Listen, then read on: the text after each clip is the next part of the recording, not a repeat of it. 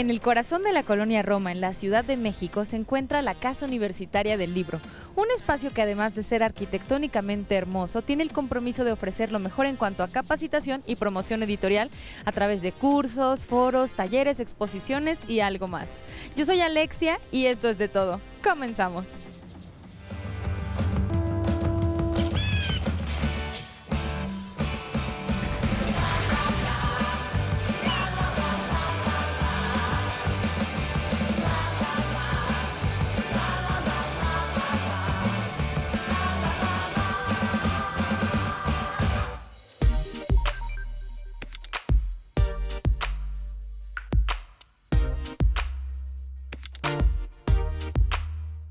Fernando Chamizo es el director de la Casa Universitaria del Libro, un hermoso recinto que alberga un lugar aún más espectacular.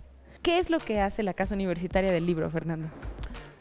La Casa Universitaria del Libro se dedica, entre otras cosas, a reflexionar sobre el libro, a reflexionar sobre él en distintos espacios. Para ello, sobre todo, trabajamos una parte académica, que tiene que ver con talleres y cursos dedicados en el universo del libro y sus periferias. Tenemos un diplomado en estudios editoriales con la Facultad de Arte y Diseño, tenemos cursos y talleres sobre encuadernación, libro de artista, narrativa textil, etcétera, ¿no?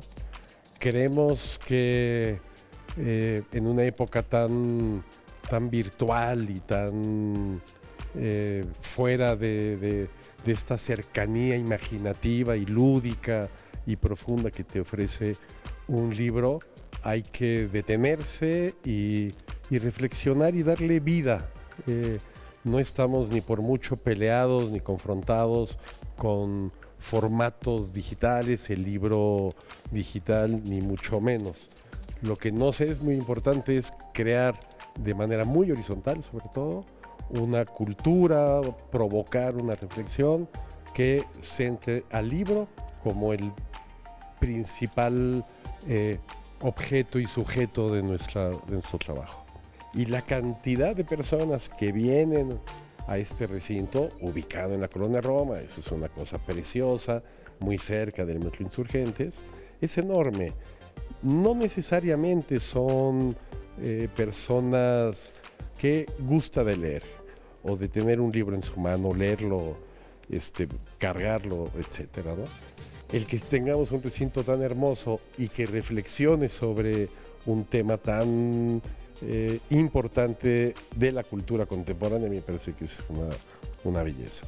Hemos pensado que crear aquí espacios como este que nos acompaña ahora de la exposición de la Mezcla San Vicente, o espacios musicales, o el cine, o cualquier expresión cultural que permita el encuentro de ciudadanos, el poder discutir, debatir, reflexionar alrededor de una película, de un concierto. Estoy cierto que ayuda, en lo poco, en lo mucho, a una construcción social mucho más ilusionante de cara al futuro, ¿no? Es ahí donde esta casa está con las puertas abiertas. ¿Cómo llegó la Casa Universitaria del Libro a este inmueble? Llega por situaciones generosas también. Esta casa fue durante casi 40 años, y lo es todavía de hecho, propiedad del Centro Asturiano. Y se mudan a principios del año 85 a Polanco. Viene el sismo del 19 de septiembre del año 85 y la universidad en ese sismo, la UNAM, se colapsa una de sus librerías que tenía sobre Avenida de los Insurgentes. Y se firma un comodato hace 31 años. Y todo esto sucede para fortuna de todos nosotros, que ahora podemos disfrutar no solo de la belleza del inmueble, no me cansaré de decirlo, y también de las actividades que ofrece. Muchísimas gracias, Fernando. Gracias a ustedes, bienvenidos a esta casa, están las puertas abiertas. ¿Qué les parece si ahora me acompañan a descubrir qué actividades podemos encontrar aquí en la Casa Universitaria del Libro?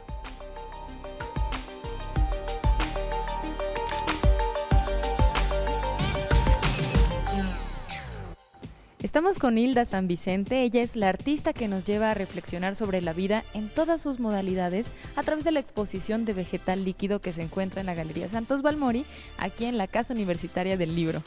¿De qué va esta exposición, Hilda? Esta exposición un poquito es una decantación del trabajo que he realizado los últimos 10 años.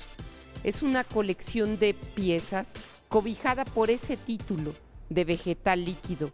De hecho, hay un texto ahí en la sala adentro. Es un texto que recoge como una serie de sensaciones que después volqué en las piezas. Sensaciones en relación a la naturaleza. La naturaleza, por eso quise que empezáramos por esta pieza, como un manto que nos protege y que nos envuelve. Un poquito en relación a la imagen del manto de la Virgen, o sea, son ideas generales como arquetípicas. Y esta primera pieza es una pieza constituida por 400 fragmentos de cerámica hecha en una técnica tradicional japonesa del siglo XIV que se llama raku. Está esmaltada con un esmalte de cobre y el esmalte de cobre varía constantemente de acuerdo a las condiciones de los gases que lo rodean. Entonces tenemos una gama de colores que va desde el verde, pasando al azul, al rojo, hasta allá arriba, y cada pieza es diferente dependiendo de las condiciones que generó el azar alrededor de esa pieza. ¿Qué piezas encontramos por acá, Hilda? Esta pieza es una pieza que se llama arpa eólica. Arpa eólica, cada pieza tarda en generarse mucho tiempo, años. Se van sumando y si tú la ves desde aquí adentro, se ve, pues da la impresión un poquito de ser una concha, algo más marino.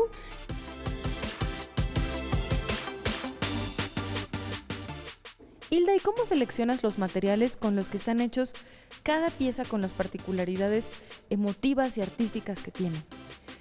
Mi formación no es de artes plásticas, sino mi formación es de alfarera. Yo estudié cerámica. Mi primer tema fue aprender a manejar la arcilla. Entonces, la mayor parte de las piezas son de arcilla o provienen de la arcilla. Porque esta pieza, por ejemplo, que es una pieza en piedra que se llama Cangrejo Venado 3, la primera pieza de esta serie la hice en arcilla. Y de pronto esta pieza yo sentí que era demasiado como curva, coqueta, y dije, necesito una piedra que la tranquilice. ¿Cuántas piezas componen la exposición? Son 14 piezas. 3 de ellas son polípticos, la de la entrada con 400 elementos. Esta que se llama, yo le digo siempre viva, pero la bauticé con el nombre de Linneo, que es Verticillata semper virens, es un nombre latino, todas las plantas tienen nombres de Linneo. Esta tiene 30 elementos y una pieza que está allá adentro que se llama Montañas, que tiene 3 elementos. Eso es lo que compone la exposición. Muchísimas gracias, Hilda, por dejarnos conocer la gran artista que eres a través de las piezas en esta exposición, que no nos podemos perder y sobre todo en un recinto tan hermoso como la Casa Universitaria del Libro. Gracias, muchas gracias.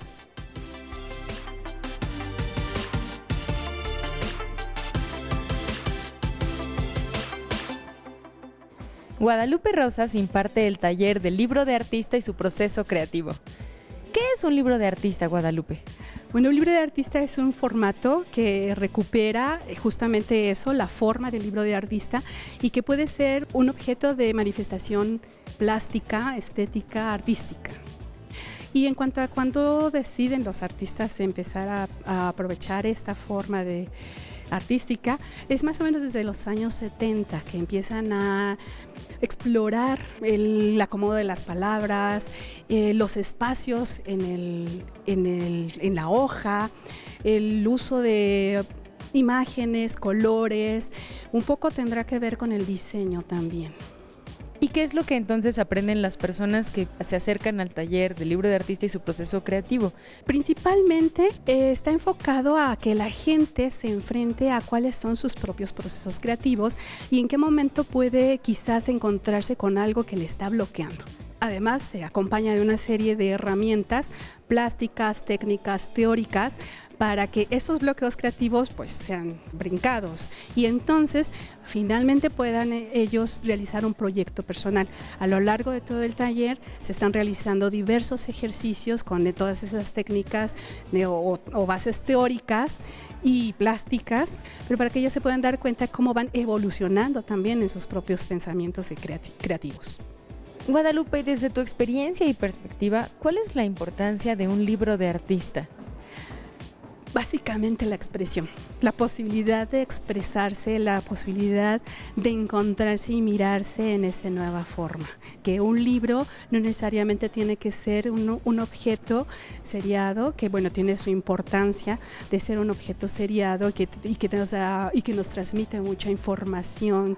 Pero aquí el artista se encarga de crear todo, de crear desde el exterior y el interior. Es un creador absoluto en este sentido. Muchas gracias, Guadalupe. Nada. Gracias a ustedes y ojalá se animen a hacer libros de artista. Es además una herramienta pedagógica lindísima.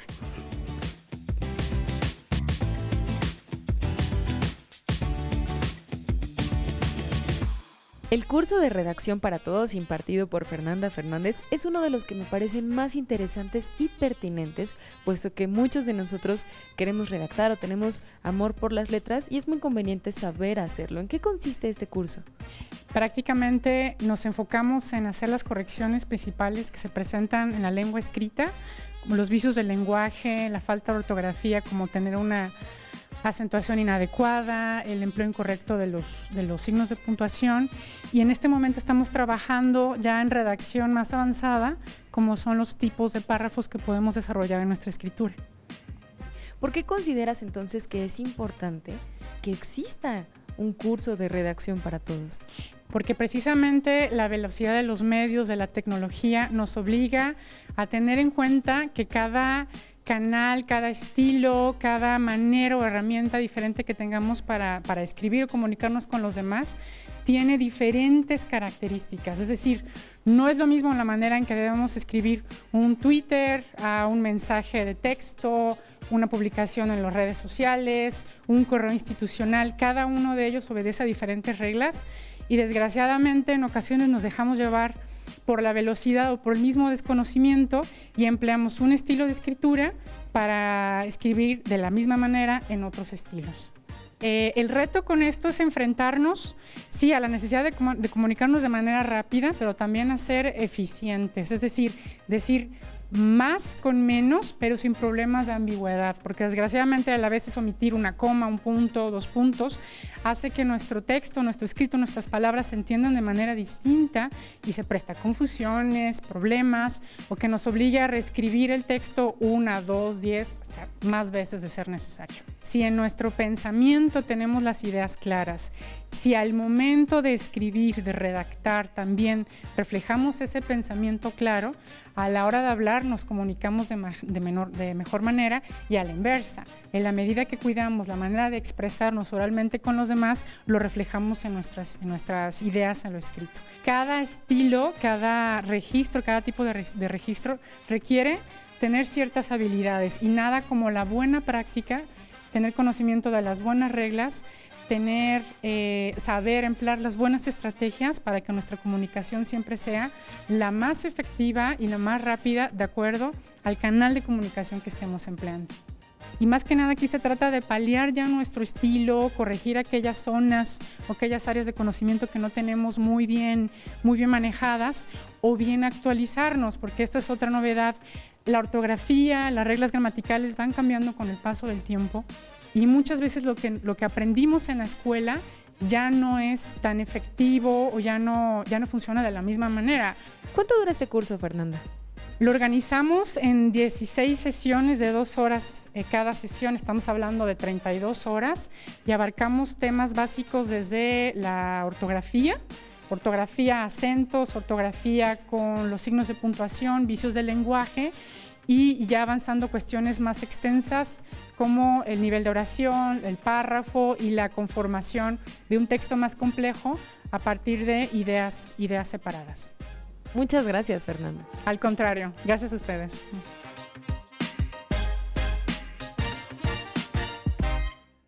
Y en el taller que imparte Valeria se unen la narrativa y el bordado. Me parece una idea extraordinaria porque es otra manera de expresarnos narrativamente con imágenes y bueno, bordado que ya por sí mismo es una técnica padrísima.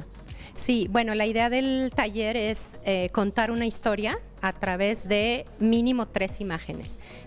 Surge de la idea de la ilustración, que para mí la ilustración tiene que ver con la narrativa más que con terminar un solo dibujo, ¿no? Entonces, en realidad el bordado y el textil es la técnica únicamente, pero el taller se enfoca más a la secuencia narrativa, a lo que quieren contar ellas, y lo repartimos en estas 3 imágenes, o si se puede 5 o 6 imágenes, que todas juntas cuenten una historia. Valeria, y entonces para tomar este taller las chicas ya tienen que tener conocimiento previo un poco de textiles y de bordado, o también además de la parte conceptual, aquí pueden aprender un poco de estas técnicas. No, yo parto como si de que no supieran bordar. Son 6 sesiones y la primera sesión la dedicamos a elaborar un muestrario de puntadas muy básicas de bordado.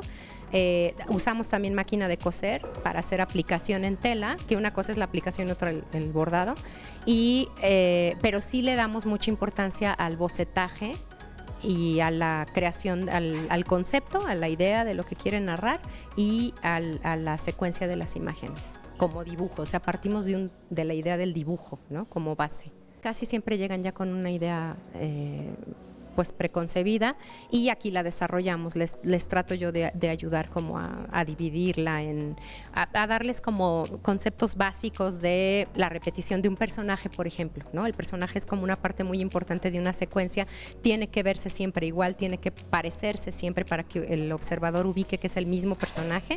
Entonces ese tipo de conceptos básicos lo trabajamos en la segunda sesión, que casi que es de dibujar, y luego ya se arrancan haciendo sus lienzos. Vamos a espiar qué es lo que están haciendo las chicas en la mesa. Claro que sí. Xochitl está haciendo una secuencia de 3 lienzos. Su primer lienzo es este como sobre, del cual están saliendo muchas hojas y plantas. Este es el segundo. En este caso, en el trabajo de Azo, es como si la cámara se alejara y entonces ya alcanzamos a ver una casa y un camino con estas hojas que está utilizando como personaje principal, ¿no? Y la técnica emplea también, o sea, no solamente es bordado con hilo, sino es otro material y además lleva unas puntadas. Es tela, todo es tela. Estamos usando solo tela, no estamos usando papel. Y bueno, el hilo se usa para aplicar la tela y también para bordar. O sea, lo usamos como, haz de cuenta, como pegamento, si lo tradujéramos a papel, como pegamento y como línea, ¿no? Cuando bordamos es como línea y cuando fijamos en aplicación es como si fuera el diurex o el pegamento, ¿ok? Aquí está Gis. Su secuencia es en 3 cuadros, ¿verdad, Gis? Solo que ahorita estoy trabajando en los 2 primeros, pero se desarrolla en 4 cuadros, digamos 4 momentos. El primero es un transporte público, el Metrobús, con el que todos estamos familiarizados. Va las personas observando por las ventanas. Gis en este caso está utilizando tanto la aplicación como el bordado. Constanza y Violeta están trabajando cada una secuencia. Bueno, Constanza, en el caso de Constanza son 6 cuadros que esperamos que los termine. Es una historia muy jocosa a partir de un personaje que es como un adolescente estudiante y su perro. Está usando también aplicación y bordado. Y Violeta está haciendo una secuencia de 3 momentos con un personaje como un poco fantástico, en una atmósfera yo siento como melancólica, y hay como siento que es como una lucecita de esperanza a partir de una vegetación que empieza a crecer desde el techo de su cuarto. En mi secuencia, el personaje, que es empieza a observar una mancha que crece en el techo de su casa y entonces a partir de eso pues, se pone a investigar. En este cuadro se puede ver que está como intentando ver con una lupa y al final en el último cuadro, que no lo he trazado, la vegetación crece, pero es una vegetación luminosa. ¿Cuánto dura cada una de las sesiones, Valeria? 4 horas de 5 a 9 y son 6 sesiones.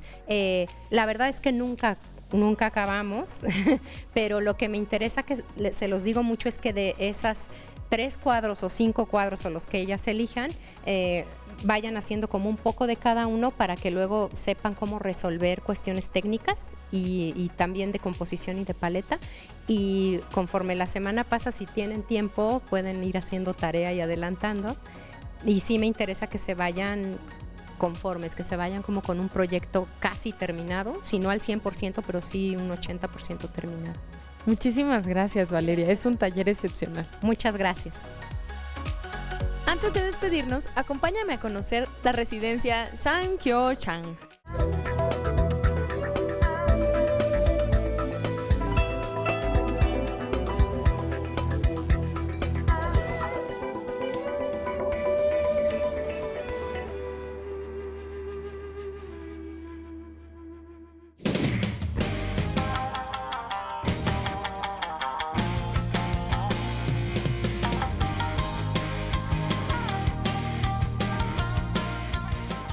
Sankyo Chang es la típica residencia muy elegante de clase alta del periodo tardío de la dinastía Joseon.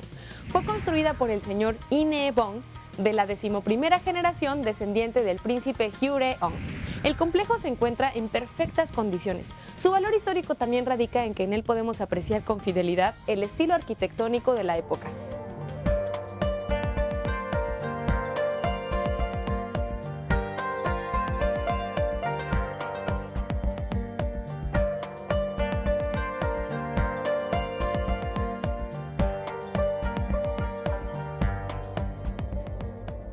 Se dice que 10 generaciones de descendientes de Nae Bong Lee han continuado viviendo en Seonggyeongchang. La leyenda dice que fue guiado por un grupo de comadrejas al sitio actual que se conocía como Gleji, un lugar propicio para establecerse. La construcción de más edificios continuó durante 100 años. La vista escénica de Seonggyeongchang es como el paisaje ideal, con montañas en la parte posterior y agua en el frente. Se dice que la generosa hospitalidad de la familia hacia los huéspedes, su humildad a pesar de ser tan ricos y su buen cuidado de las condiciones de los granjeros conservaron virtudes en el cielo para esta familia, y por lo tanto, la casa ha permanecido en buen estado hasta ahora. Durante el siglo XX, esta residencia fue considerada como la mejor casa tradicional de Corea, y todavía a principios de ese siglo era habitada por los descendientes del señor Ine Bong. Son quiere decir barco, Kyu quiere decir puente y Chang es lugar. Entonces podemos considerar este sitio como el lugar del puente del barco. En esta zona el lago conectaba con el mar y para llegar a la residencia desde el barco bastaba con que sus habitantes cruzaran el puente.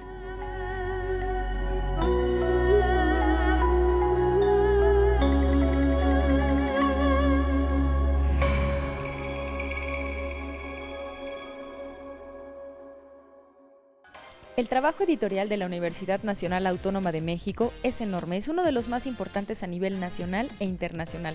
Y detrás de él hay toda una cultura que se encarga de amar, de proteger, de preservar y de fomentar la calidad editorial en recintos como la Casa Universitaria del Libro. ¿Qué les pareció este capítulo? Cuéntenmelo a través de nuestras redes sociales, ya saben, en Facebook y en Twitter esperamos sus comentarios y sus likes. Y si quieren volver a ver este capítulo, visiten nuestro podcast en iTunes y nuestro canal en YouTube. Yo soy Alexia y los espero la próxima aquí en De Todo.